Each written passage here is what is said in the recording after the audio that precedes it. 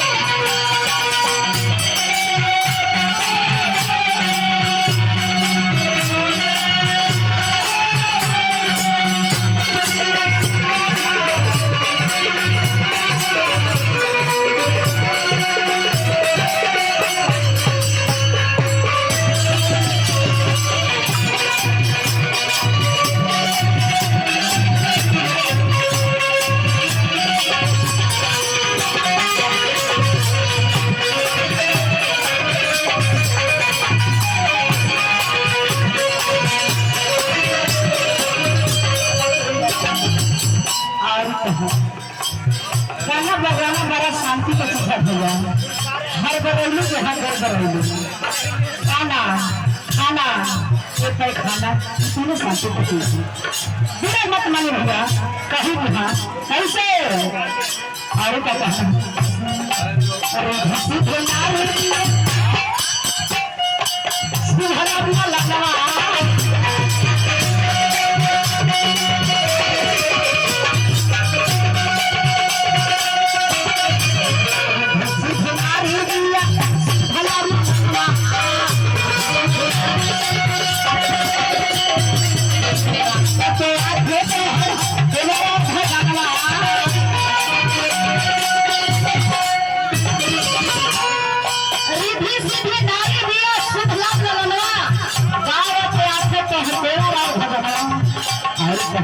जाना पानी से पहला जाना पानी से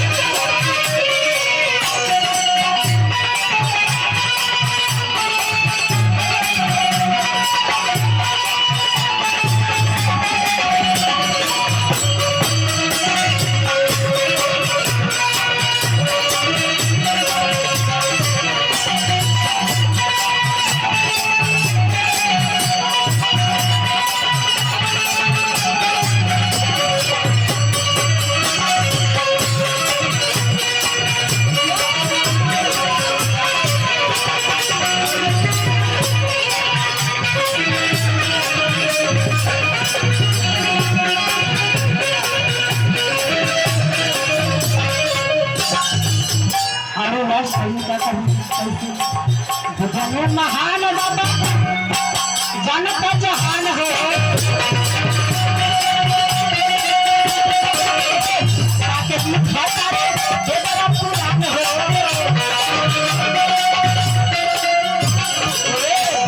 महान बाबा जनता जहान हो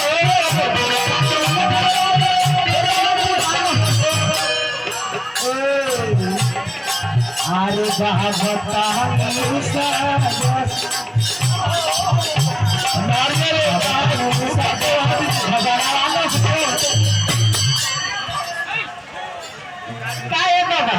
अरे बताने हो सुनी रही है